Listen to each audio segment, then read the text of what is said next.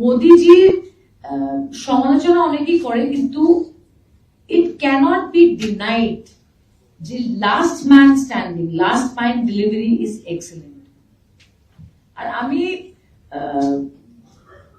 তৃণমূল যখন জয়েন করেছিলাম, আমার একটা অ্যাসপিরেশন ছিল যে আমি ন্যাশনাল এক্সপ্যানশনে ইন্টারেস্টেড ছিলাম, কিন্তু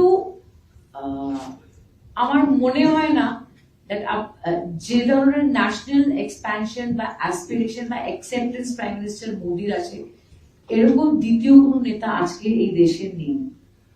it is a fact. R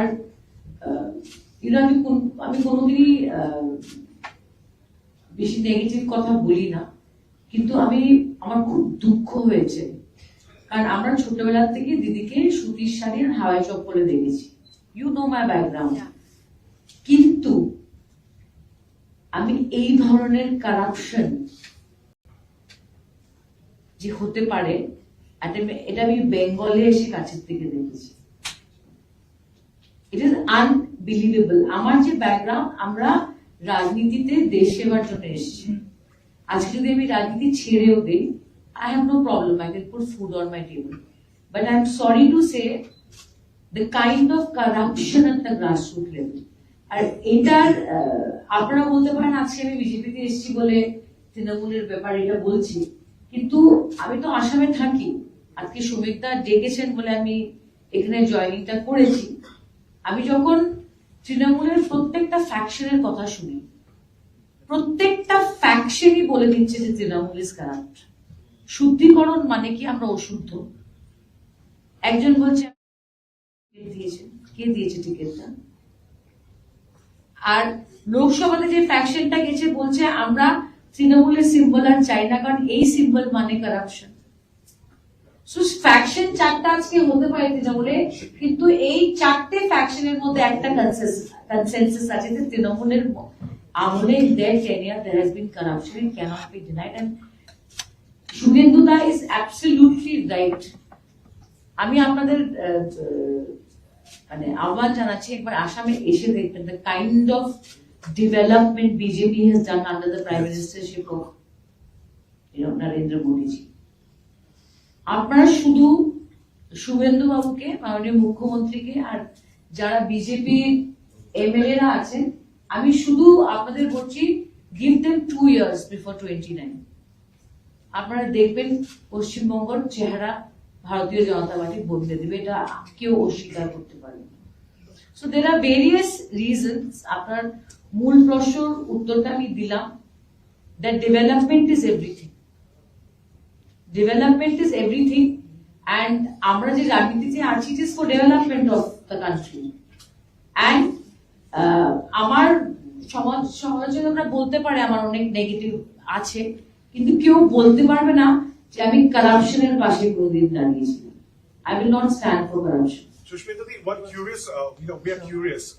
Your sphere of work is in Assam. Right. Why did you choose to join the BJP in Bengal? Does that mean that there are 3 seats which are up for grabs for Rajya Sabha? You are Rajya Sabha member from Bengal itself. Is there a itself. promise from the party? See, I'll tell you what. Bharatiya Janata Party is a national party. আমি কিন্তু আমার southern অ্যাভিনিউর বাড়িতে বসেও digital membership করতে পারতাম, কিন্তু as per the decision of the BJP High Command, which is Nitin Naveen-ji and Honorable Home Minister of India, Shomita, Shubhendu da,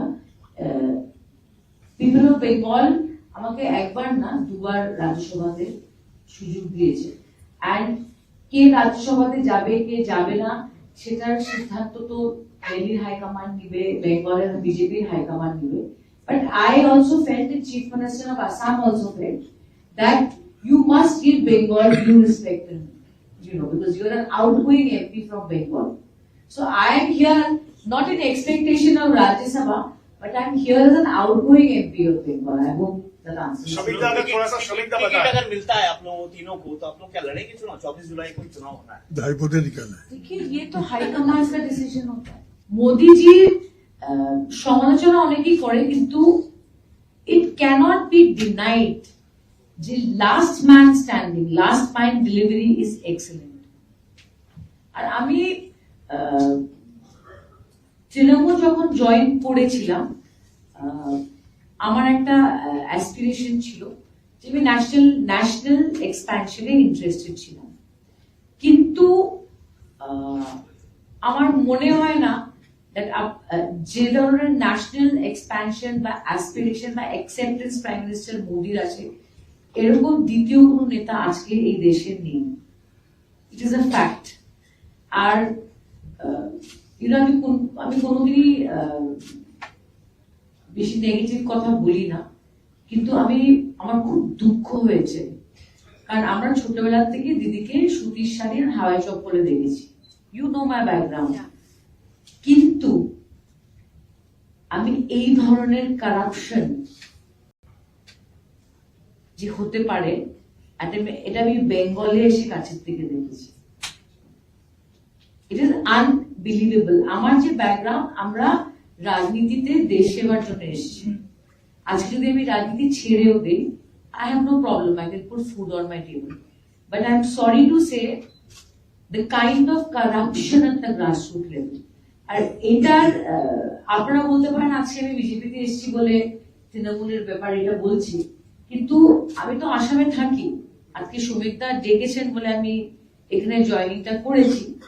আমি যখন তৃণমূলের প্রত্যেকটা ফ্যাকশনের কথা শুনি, প্রত্যেকটা ফ্যাকশনই বলে দিচ্ছে যে তৃণমূল ইজ কারাপ্ট।